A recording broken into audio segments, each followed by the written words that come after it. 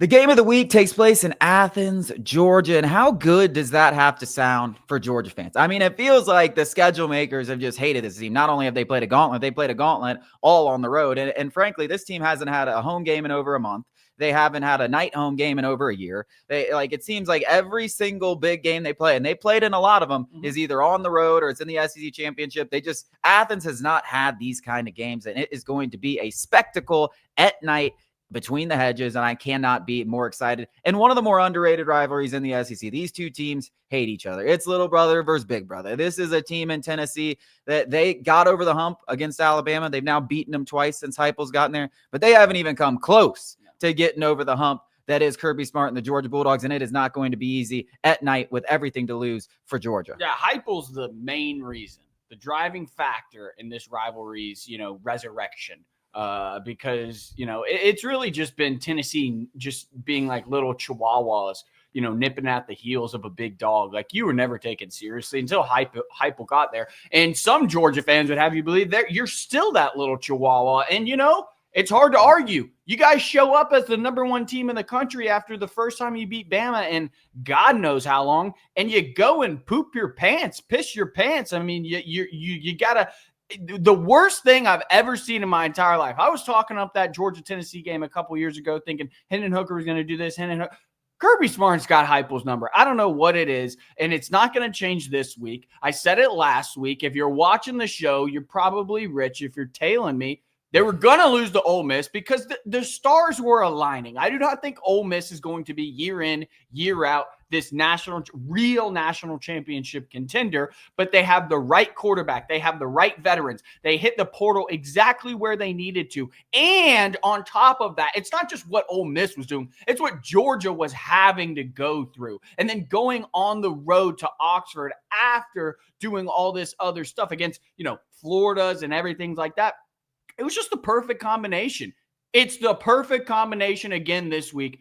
Tennessee's coming into the jaws of death. It is going to be a bloodbath. I've never been more confident. I was confident Georgia was going to go into Austin and beat Texas because Texas wasn't that good. And for two reasons. This is what I think.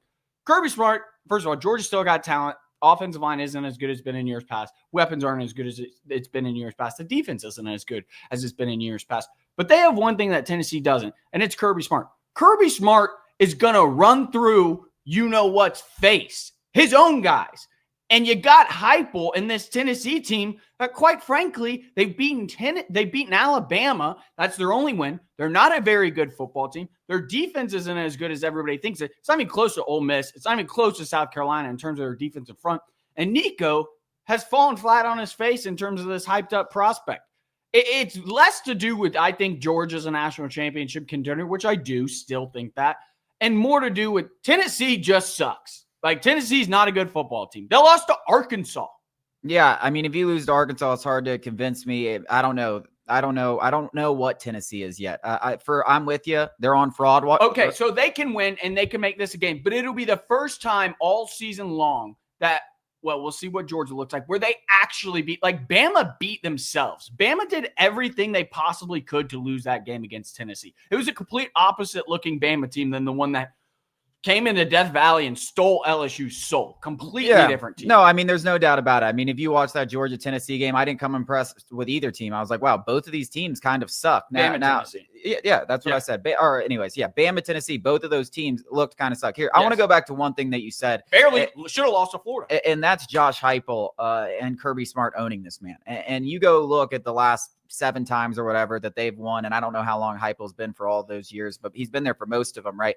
And Tennessee has gotten nothing going offensively. And there is no reason to think that is going to change. Even if Georgia's defense is a little more susceptible than it has been in the past, we're still talking about a Tennessee offense that has shown us absolutely nothing. And I don't know, is Nico for sure playing? I don't know. I hope he plays because I think the game's better with that. And he is a popular name, even though he hasn't played great. Like, this could be his coming out party, hypothetically. But he hasn't shown us that yet. Right. There's absolutely nothing that he's shown. And I have a hard time believing this is going to be the game that all of a sudden he does it. Because, like I just said, Kirby Smart owns Josh Heupel. He has their number. And I'm talking about his defense versus Heupel's offense, because that's mano-a-mano. That's coach versus coach. He has absolutely dominated. And Tennessee has had a lot better offenses that he has been able to shut down. And I think in between the hedges with a basically a freshman quarterback that's never played. He's a freshman quarterback. Never played in this kind of environment on the road. This will be the biggest environment or most challenging environment he'll have faced, and it won't even be close, because this isn't just like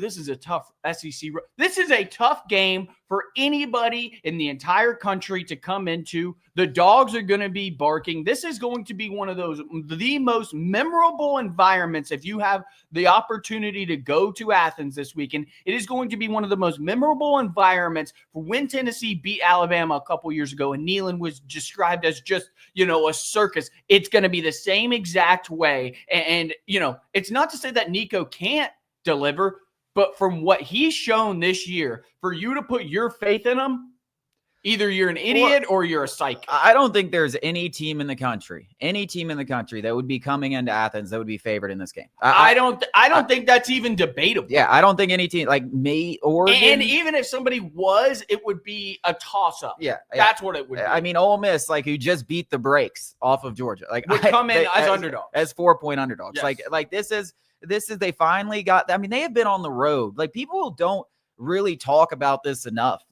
They have not played a home game in over a month. As soon as your bruises start healing up on Wednesday, it's like, oh, we got to hit the road. Yeah, we're going to play Oxford, Ole Miss, going to Jacksonville. Yeah, and you're doing all this while you have a target on your back. Yep. You're getting every single teams that you played best punch, and you haven't played a game at home in over a month. You go look at the history of teams. If you're a betting man, you go look at teams that play 3 straight road games. And I know one of those was a neutral game, but it's still a road game.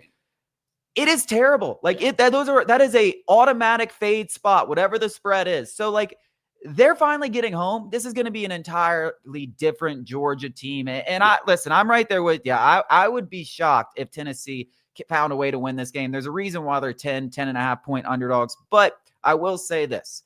If Tennessee is going to win this game, it's going to be on the heels of this Georgia offense just being absolutely pathetic, like they've been far too often this season. And I'm talking about the entire season, the Kentucky game, the Florida game.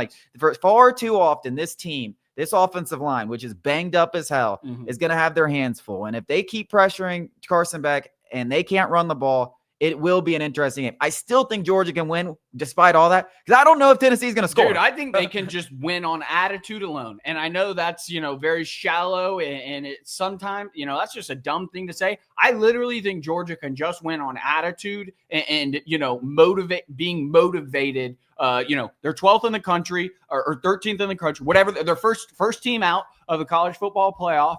Kirby Smart's got that plastered in the locker room. He's telling them they're nothing because they are nothing at this point. This is going to be the hungriest this Georgia Bulldogs team has been since maybe their first national championship, when they won that first national championship with Kirby Smart. I don't think people are realizing what Tennessee is about to run into. This Tennessee team, they have the fancy number in front of their names, but they don't really deserve that. They've lost to Arkansas. I mean, they should have lost to Florida. This is not a good Tennessee team, and this Georgia team is going to be hungry. They're going to bite Tennessee's heads off. It's not going to be close. It'll be a boa constrictor type. It's not going to be a 42-7 type of a game. But by the end of it, Tennessee's going to be suffocated. Yeah, I mean, when it's 24-3 in the fourth quarter or 20-3. It's going to look better by the end of the game than it actually ever was. Yeah, I agree with you. It's going to be fun stuff. Fun night in Athens. A lot more football talk coming up after the break.